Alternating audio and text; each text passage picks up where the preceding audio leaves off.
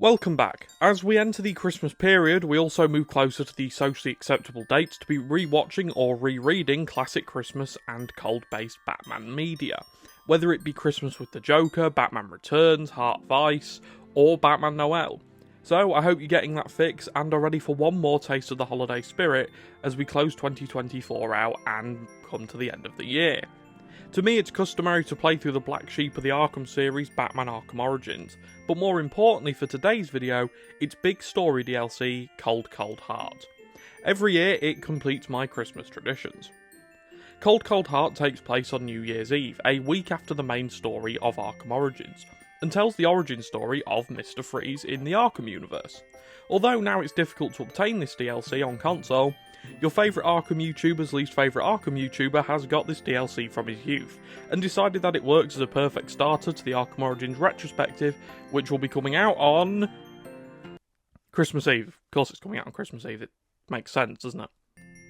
Cold Cold Heart is seemingly the forgotten Arkham story DLC. Much like Origins itself, it suffers from a condition known as not made by Rocksteady-itis, which plagued Origins all those years ago. Now, although I was never an Origins hater, the recent discourse of love for this game and its DLC has meant this video couldn't have come out at a better time.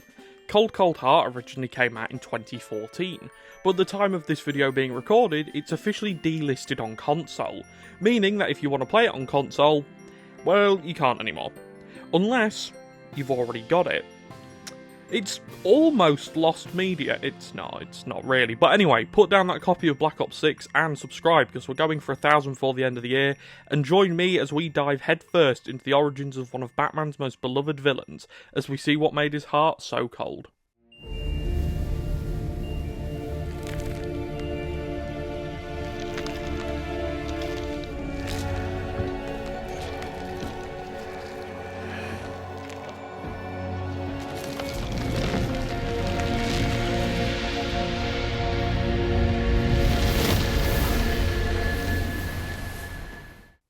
Cold Cold Heart begins on New Year's Eve at Wayne Manor. Philanthropist and CEO of GothCorp, a major company located in Gotham nicknamed the People Company due to its goal being helping people with anything from food sources to space travel, Ferris Boyle is being awarded Humanitarian of the Year, much to the dismay of Alfred, who seems a little worried Bruce didn't win it for what I'm sure would have been the 15th year in a row, considering the state of Gotham and the lack of competition. As the guests celebrate Boyle's award, a giant icy explosion takes them by surprise, and a mysterious figure enters the room in a giant mechanised suit, and demands to see Ferris Boyle. This man is also surrounded by Penguin's henchmen. Bruce rushes to find Alfred, who's been taken by Penguin's thugs, but after slipping out of the party to go and don his other suit, Bruce sees Alfred fending off Penguin's thugs before being knocked down as Bruce uses his definitely not Batman fighting moves to take down the thugs and rescue Alfred, who begins to harbour guests to safety as Bruce makes his way to the cave, fighting off thugs who've taken the manor over. This section is pretty cool because we make our way through the manor as Bruce. No gadgets, no suit, just Bruce's skills, which is really cool. The manor as a set piece is great as well. It's grand and believable as Bruce Wayne's giant family home. Family portraits litter the hallways, and you can almost imagine a young Bruce running down these corridors and living a somewhat normal life with his family. It's also a bit bittersweet, as we know what these pictures are and the memories that they hold, but at the end of the day, they are just that, memories. And this manor is now the front for Bruce's other side, and more prominently for now at least, a war zone. A war zone that Bruce needs to fight through and ultimately protect from the attackers.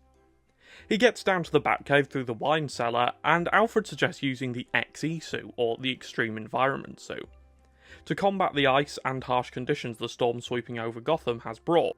But Bruce knows it's not quite ready yet, so suits up in his normal suit, and begins taking his now burning down manor back, piece by piece, as the manor now becomes engulfed in flames.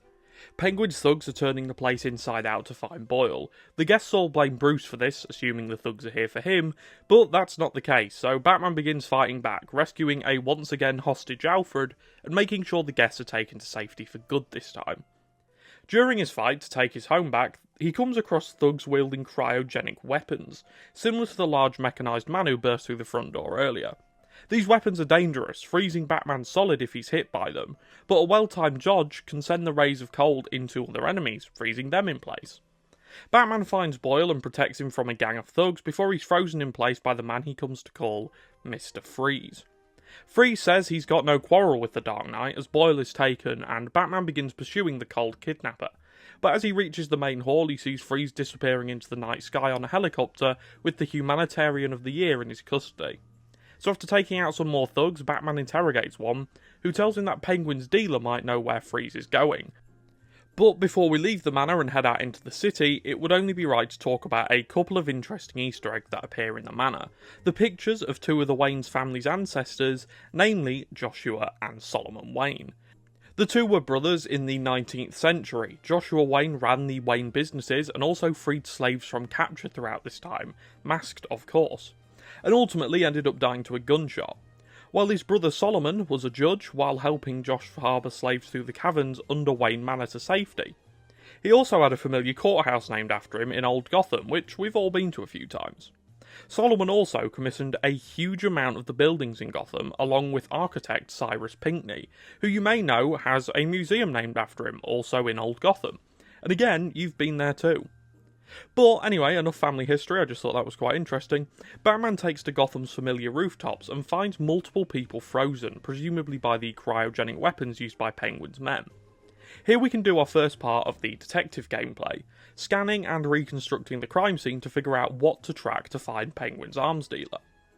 Arkham Origins really originated the crime scene reconstruction mechanic we see in Night as well. It's a great feature and something that doesn't quite get enough attention. The fact you can fully reconstruct a crime scene and work through it as if it was live in front of you is great, and is something I really appreciate as someone who loves when we get to use Batman's brain in these games. Batman isolates some leaking cryogenic liquid from the barrel of the gun one of the dealer's men used, and begins tracking the drops through Gotham to find the dealer and ask him what's going on. After tracking the dealer, Batman interrogates him to find out that Freeze has actually struck a deal with Penguin to steal various cryogenic weapons in exchange for Penguin's help with kidnapping Humanitarian of the Year, Ferris Boyle. But Batman doesn't understand what the dealer is talking about, because GothCorp, the people company, doesn't make weapons. They're a company which helps people, it doesn't arm them with cryogenic weapons, right? Well, the dealer gives Batman the entry codes to GothCorp and finds that Ferris is being taken to the propellant research wing of GothCorp from a guard he saves. The guard then tells Batman the codes to get further into the building are with the boss, who's currently in another part of the building. So Batman goes to save the boss and gets the code, which he does. What's interesting about this little interaction here we have with this other guard is that the guard thanks Batman on behalf of Gotham for what happened a week prior on Christmas Eve. This is really interesting in the context of the point in Batman's journey we are, because at this point he's not really a myth anymore. In the main game, for a large portion of it at least, he was an urban legend, a myth among the criminal underworld, and someone the police valiantly denied existing to the general public. Although internally we see that they did actually believe in him.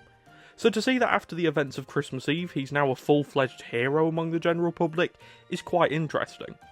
Obviously there's people who think that what he's doing is wrong, but for the most part, from what we see and hear throughout this DLC, Batman is seen as a force for good.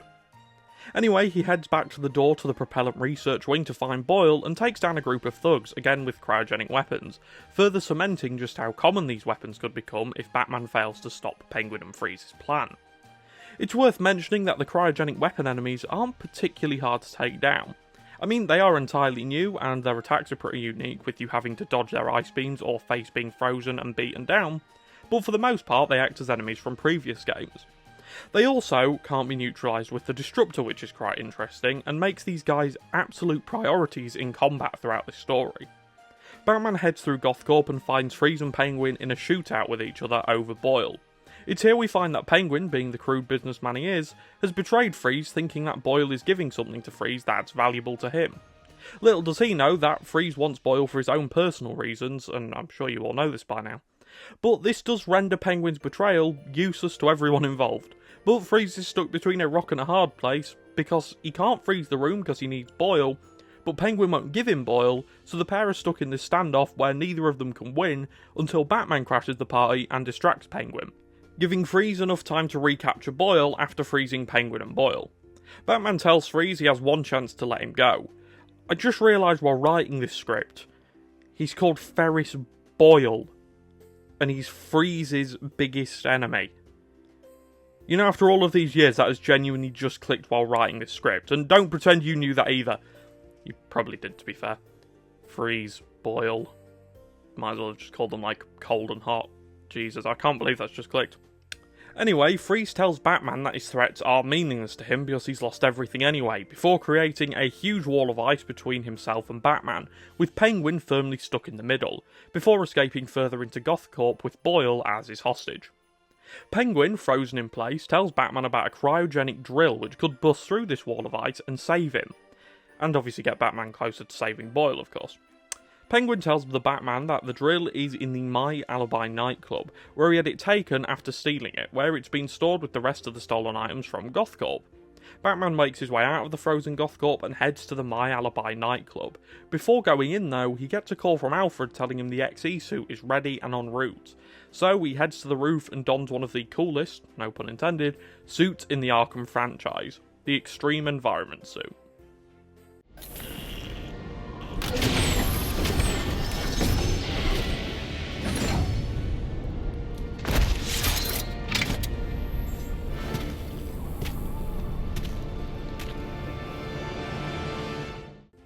After donning his newly minted cape and cowl, Batman heads into the nightclub, and here we can test out our new toys.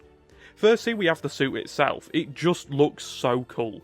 It's great and has serious like Hellbat vibes to it, but the suit comes with thermal gloves which work very similarly to the shock gloves in the main game. After successive hits, they charge up and can be activated to make combat sequences a bit easier, or a lot easier, depending on how you look at it. But aside from that, the gloves can be used to break through ice walls and blockades, and rescue frozen victims around the city. And trust me, there's a lot of frozen victims around the city. The suit also comes with heated batarangs, both remote and standard. And these can be used to drop icy stalactites on top of enemies for an instant takedown, drop enemies usually using the quickfire feature as per usual, and break the icy casing which surrounds some locks and terminals. The suit is more than just a suit in this game though. To me, it's a symbol of WB Montreal's genuine attempt to create a DLC for a game which did not get received very well at the time, to almost say like, hey look guys, we do actually care about this franchise. Because it would have been very easy just to keep Batman in his normal suit and call it a day, but I genuinely think they wanted to win people over, and hey, it worked for me. After taking down a gang of Penguin's men in the club and rescuing a couple of frozen cops, Batman heads into the nightclub and finds Ricky Loose Lips LeBlanc, fresh off being dropped off a building by Batman a week earlier. He's interrogating a cop who he assumes works at the club, but Batman steps in and threatens Ricky just enough to jog his memory of what happens when he doesn't comply with his needs, and he eventually tells Batman that the cryo drill was split into 2 parts to be sold, so Batman heads out of the nightclub and goes to track down the 2 parts to build the drill. The first part is guarded by multiple henchmen on top of a nearby building, which Batman disposes of fairly easily, and the second part is found within the garage of the Gotham Royal Hotel, guarded by a group of thugs which Batman again takes down, grabbing the second part of the drill and heading back to Gothcorp. Upon arriving back at Gothcorp and beginning the journey back to the ice wall, we enter the room we rescued the second guard from before to find it's been placed in lockdown due to a leak of cryo vapour. But thanks to the XE suit, Batman's able to withstand the freezing temperatures and get rid of the vapour using the fan system. Unlocking the doors, and after taking down some armed henchmen, he heads to find the final piece of the drill, the supercoolant, which can only be found in Victor Freeze's lab. Upon entering the lab, we find a dead guard and get a bit of detective work to do, piecing together what made Mr. Freeze Mr. Freeze. This section is so cool in so many ways. I need to stop saying cool, but it's really cool. We get to use this game's great crime scene reconstruction feature, which is something I'll be going more in depth with in my Big Origins review, but for now, all that needs to be said is that this feature is amazing, and really serves the world's greatest detective side of Batman's character. A side of the character the Arkham games have always seemed to nail down. The other reason this segment is so great is because it finally gives us a unique spin on how Freeze's origins are shown. Usually these are told through exposition or flashbacks, but here we actually get to be in the room piecing it together, and if you didn't know what Freeze's origins were going into this, you'd learn it at the same time Batman does, and it just adds to the real detective feel this game went for a lot of the time. it lets us learn this version of Freeze's origins, which are obviously heavily inspired by the origins shown in Heart of Ice by Paul Dini. Like, we're actually there watching this horrific betrayal unfold, and I'll let Batman explain what went down here, and then we'll get back to the story. Odd. Freeze was secretly doing research on Huntington's Korea, but this is a cryogenic weapons lab. The test subject was Nora Freeze. Now I know what happened here. Boyle hired Victor to help advance the secret cryoweapons program within GothCorp. In exchange, Boyle agreed to devote GothCorp resources to finding a cure for Nora's Huntington's. But Boyle was more interested in how Victor had managed to put Nora into cryostasis. When Victor realized that Boyle had no intention of following through on their deal, he decided to do the Huntington's research himself. But Boyle didn't like that. The cryochemical cocktail altered Victor's metabolism, as well as the guards. Boyle escaped ahead of the plume and had the lab quarantined. Victor survived, but he knew that leaving the supercooled lab would kill him. So he built himself a suit and utilized an organic supercoolant to keep his core temperature sub-zero. All this violence. He's just trying to save his dying wife.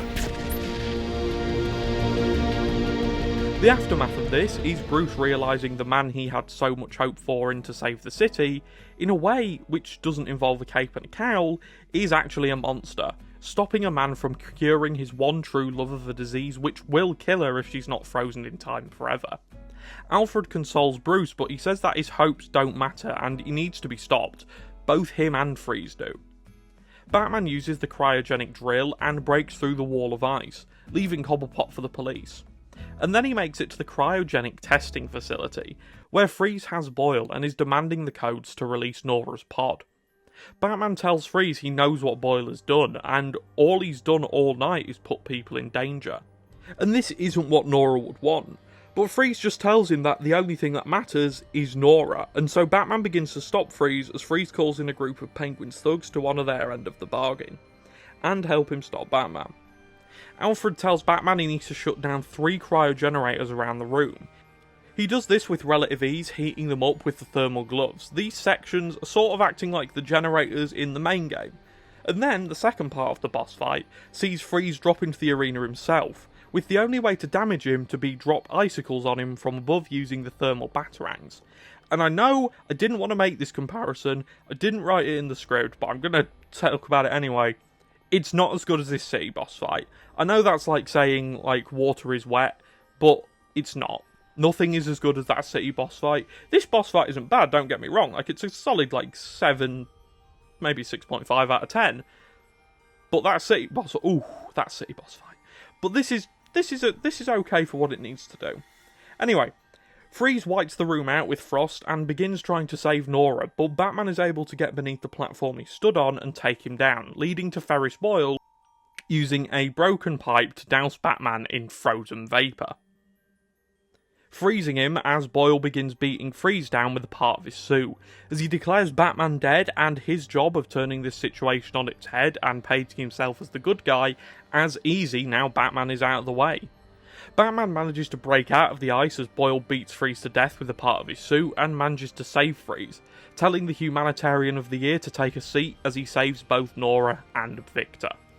As the credits roll, we can hear a radio report by Vicky Vale as she tells Gotham of the events that went down in GothCorp between Freeze, Cobblepot, Boyle, and of course, Gotham's new hero in boiling armour, the Batman. A nice ending to wrap up the present that is Batman Arkham Origins, Cold Cold Heart.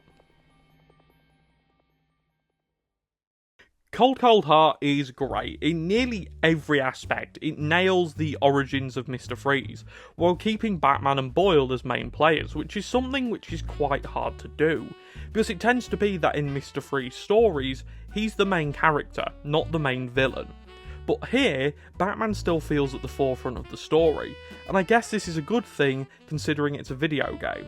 And the fact that this was made in a video game medium means there isn't much time to show Freeze, or to show Penguin, or to show Boyle, and you are seeing this through Batman's eyes.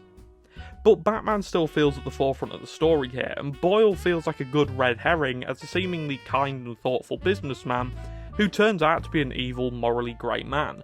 And although this twist was expected by fans of the Batman universe, to a first-time player or a new fan, this twist is pretty well done through the use of the detective mode crime scene reconstruction feature. I think the overall story here is obviously very good. It brings in huge inspiration from the Emmy-winning episode of Batman the Animated Series, Heart of Ice, as this was universally made Freeze's definite origin story, and so it makes sense to draw from that, rather than giving him an entirely new one, which, let's be honest, probably wouldn't have been as good. I feel Penguin felt a bit tacked on, however.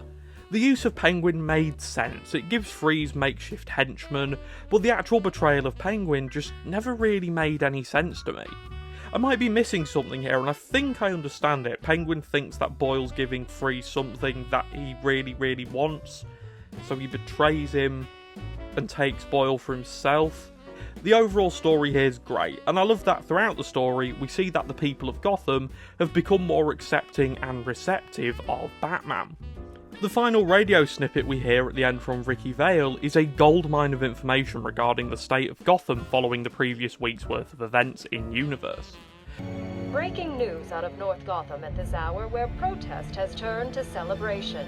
Under extreme pressure from Gotham's citizens, Mayor Hill has just announced his resignation. While Hill has not ruled out a possible run for re-election in the new year, his resignation means that Peter Grogan will likely not be the next police commissioner of Gotham. Speculation has already begun about who the new mayor will appoint as commissioner, with many pundits naming GCPD Captain James Gordon as the frontrunner. And now to South Gotham, where Vicky Vale brings us this live report. Thanks, Janine. I'm standing at the corporate headquarters of GothCorp, where Captain Gordon has confirmed that GothCorp CEO Ferris Boyle has been taken into police custody. Police report that Mr. Boyle stands accused of manslaughter, extortion, and attempted murder.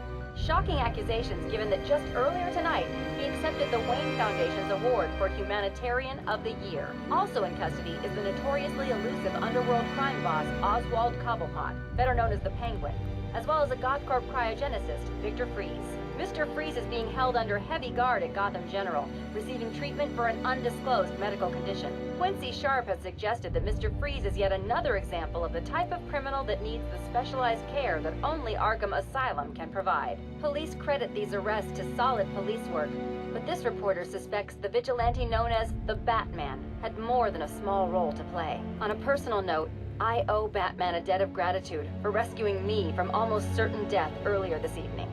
So, thank you, Batman. For all of us. Back to you, Janine. Thanks, Vicky.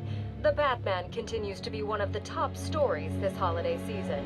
So as we here at GNN wish you all a happy and safe New Year's Eve, we'll leave you with just a few of the comments you've made about Gotham's Caped Crusader. I was surrounded. Next thing you know, bam, boom, kapow! The bastards are all on the ground, KO'd. I didn't even see him coming. Oh, it was all a blur. He just whooshed in out of nowhere. Listen, I'm a cop. I can't condone what he does, but I can be grateful he's doing it. Oh, he's real, all right. I got the bruises to prove it. He's real, he's ruthless, and there ain't nothing in the world that's gonna stop him. We hear that the new mayor of Gotham is likely to appoint Captain James Gordon as the next GCPD commissioner, that Boyle, Cobblepot and Freeze are all in custody, and that Quincy Sharp thinks Mr. Freeze would be better off in Arkham Asylum. Vale also says that the police are saying that the reason of all of these villains were apprehended was down to solid police work, showing the police still don't want to publicly acknowledge the existence of Batman, or at least the work he's doing. Although Vale goes on to thank Batman for saving a life back in Wayne Manor, it's an interesting bit of information because it kind of paints Batman as Gotham's worst kept secret. Just a week after the main events on Christmas Eve and actual footage of him being recorded and Batman as an urban myth kind of being expelled, the police are still reluctant to give credit to him for his work, because legally, he's technically a criminal.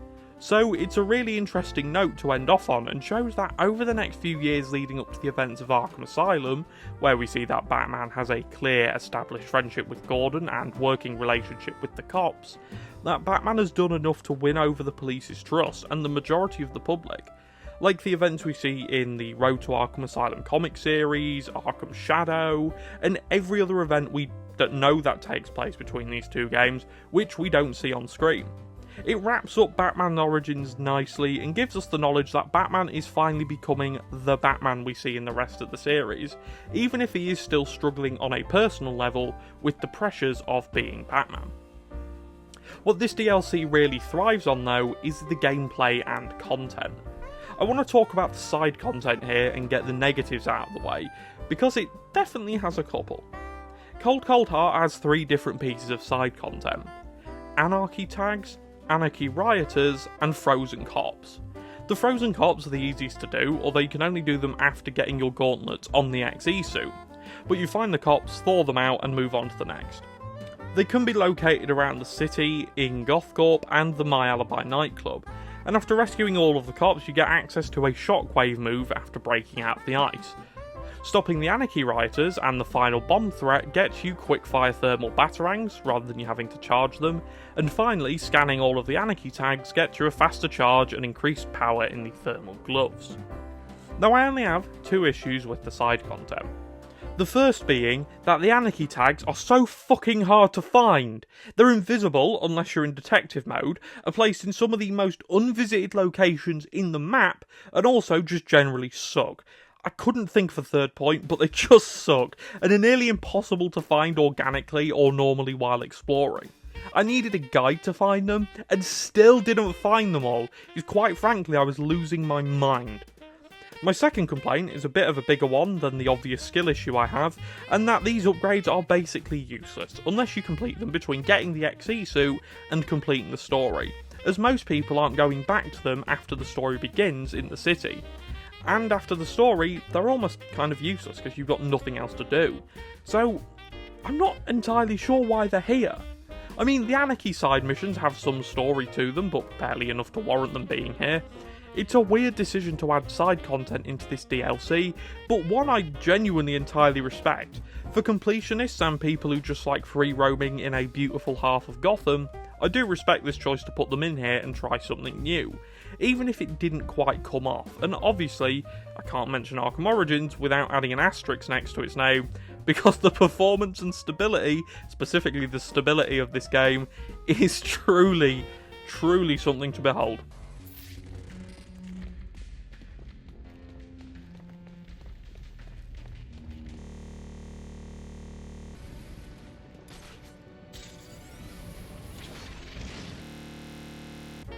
Anyway, the positives here though greatly outweigh the performance and seemingly useless side missions, because Gotham here looks outstanding. We don't get to visit North Gotham due to the bridge both being destroyed and frozen over by Freeze's gun-wielding thugs, but the part of Gotham we do get to explore here looks entirely different to its main game counterpart. It has this orangey and red hue over it, which contrasts so well with the frozen landscape and snow which covers Gotham. It's genuinely great, and an art choice I'm so glad they went with, because it makes this DLC stand out so well from the main game. Aside from the suit, you can put 2 parts of the game side by side, and you could genuinely tell which is which instantly, which is amazing, and I genuinely think Gotham here is beautiful. The actual gameplay and the introduction of the XE suit is great too. The suit itself is so cool, and its addition to the game adds so much immersion. Of course, Batman, even in these early years, has an extreme environment suit. He's Batman, and that's the most Batman thing imaginable. The opening section in Wayne Manor is great too. This is the second time we get to visit Wayne Manor in the Arkham franchise, the first being in City's challenge maps. But it's the first we actually get to explore its halls, and I think the devs captured that grandiose feel that should surround the historic halls of Wayne Manor beautifully. It's just exaggerated enough to be comic booky, but real enough to feel Arkham-esque. It's great, and although it's a short section, I love playing as Bruce Wayne. Just kicking ass as Bruce without any sort of gadget or equipment is pretty cool. The little nods to other Wayne family members are great too. It's great world building and could be some people's first introduction to the wider Wayne family tree. But yeah, this section is absolutely great, and a far cry from fighting thugs in the street of Gotham. The overworld is beautiful, the suit is great, and the gameplay is typical Arkham. On the surface, this DLC is, again, great. The story's great, the section within Wayne Manor is really unique, and the overall feel of the experience feels complete. Obviously it has that Origins jank which we all expect when playing this beautifully glitchy mess, but Origins to me is like that one player on your favourite sports team who has so many good qualities, but just doesn't do that well at their specific job, but still gets picked every week. Edison pre-2023, that's going to go over everyone's head, but trust me on this one. But overall, this DLC is great.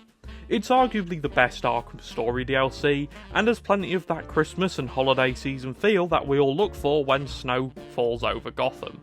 Cold Cold Heart isn't perfect, but it's damn good. It does everything it's set out to do, and a little bit more. It's an essential playthrough during the holiday season, and a piece of Arkham content I love. So, thank you for watching, subscribe, we're so close to hitting that 1,000 sub mark, which would be a great Christmas present. Thank you to Small Broski for being a channel member, and reminder that channel members get 3 days early access to new videos, along with a heap of goodies, so go and grab one of them if that sounds cool, it helps the channel so much. I hope you enjoyed, and I'll see you next time when we review Batman Arkham Origins. Goodbye.